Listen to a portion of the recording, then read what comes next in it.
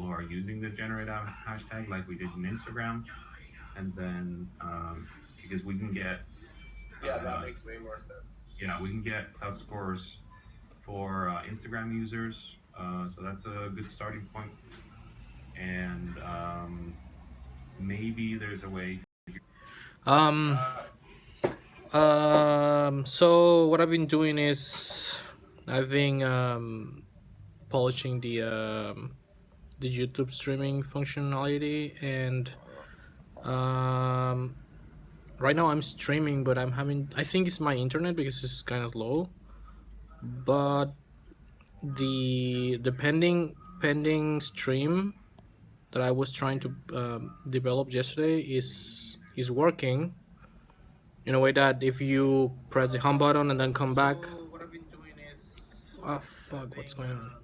Oh, sorry, I was streaming, and and yeah. So if you press the home button and then come back and you left the live stream going on, um, it will ask you to continue the stream or end it, which is it's fine. That's actually really useful, and but I still need to do some polishing and cleaning up the code and all that.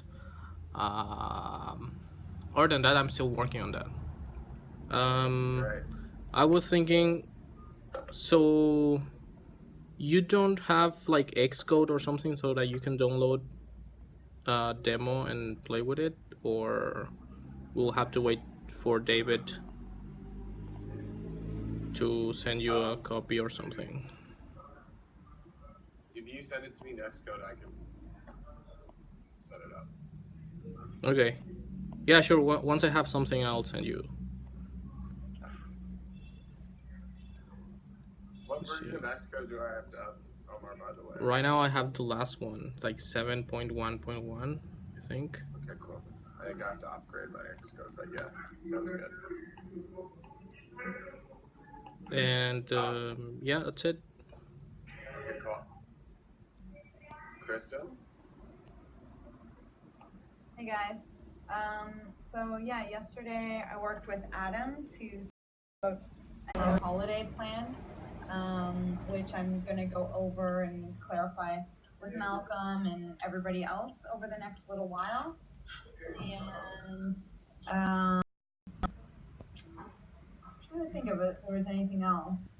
Oh yeah, spoke to Aiden and went over all of the stuff for blueprints up until the new year, and just coordinated everything with that. So I think she's good to move forward, and yeah, just clarifying all the times for the next couple weeks, as well as I was talking to Leo about the general next steps for the onboarding and social MVP, and organize those for Malcolm in our growth strategies document. And I've been spending some time this morning just prepping Waffle for our mini sprint planning today.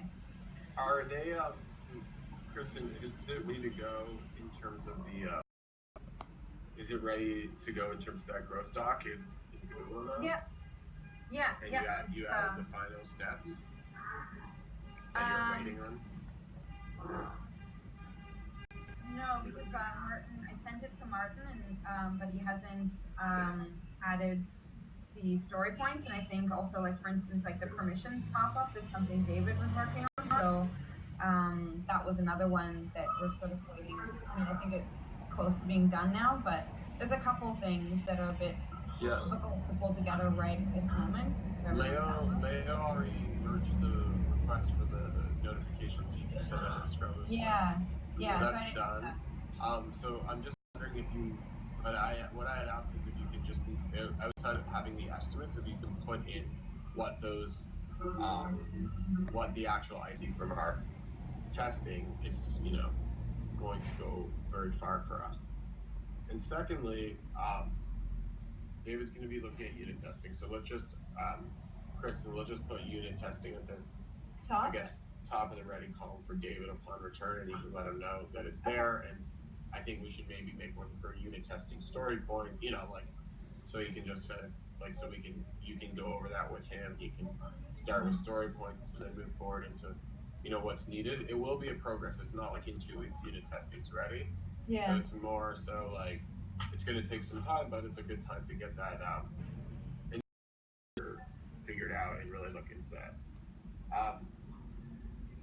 Martin, I'm guessing, is finishing the watermark and has finished the notifications now.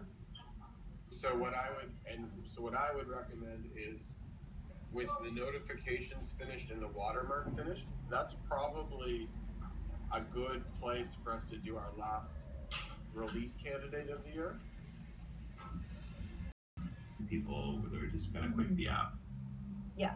No, it's definitely an important part of the onboarding. Yeah. Let's see if we can get Malcolm back in here.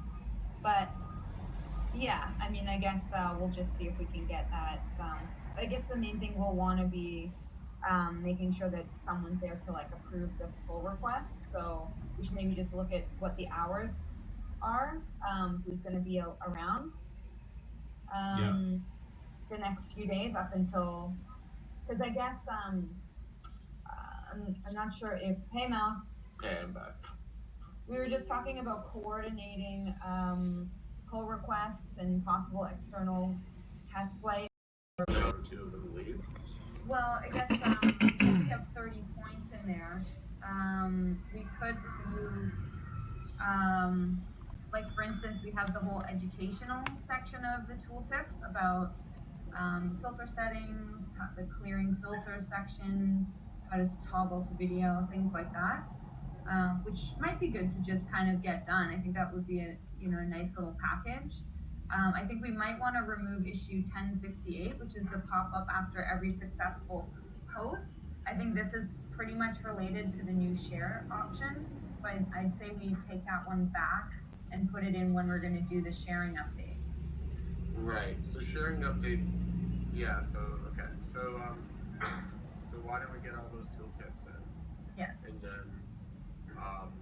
then that would be a perfect sprint for Martin, right? Yeah.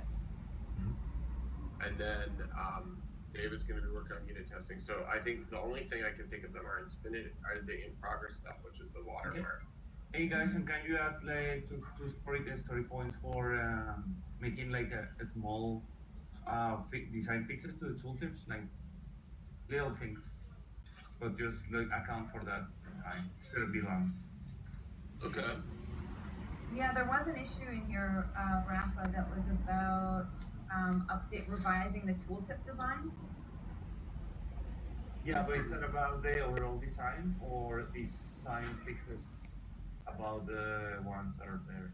Well, maybe you could comment on it all. Martin put this in. It just says revised tooltip design and 5 story points. Okay. What's the number again of that? 193 in iOS. Okay.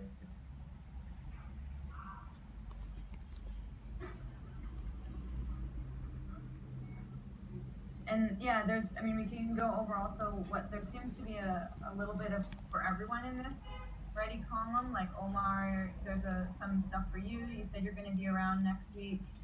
And Leo, there's the timestamp filter as well as checking out the consistency of audio reactivity by custom messages. Yeah, you can put that in as well. We basically were talking about all of those kind of messaging and filter upgrades. Yeah. So those are all fairly substantial with like 5 story points each. And then the automated filter giveaway you were saying was slightly more complex, but maybe we could put an that based on like either the dynamic version or the let's put 5 on that as well. Okay. And this will be based on the dynamic version, custom messages. One thing, can we have one for curating, and then it automatically gives the way to filter, as opposed to now where we have to go back and do them for everyone?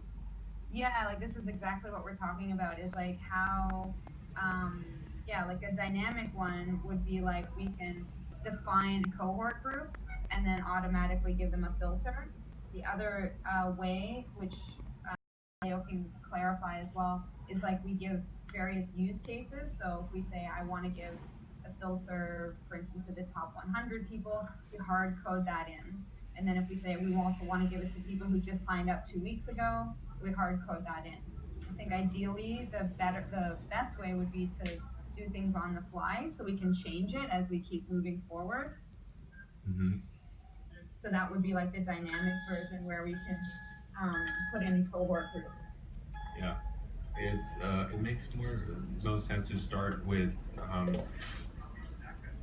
like predefined stuff.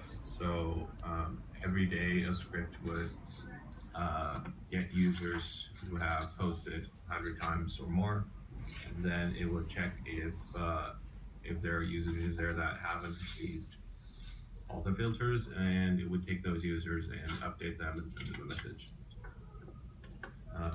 So that would be like a fairly consistent and easy task to do.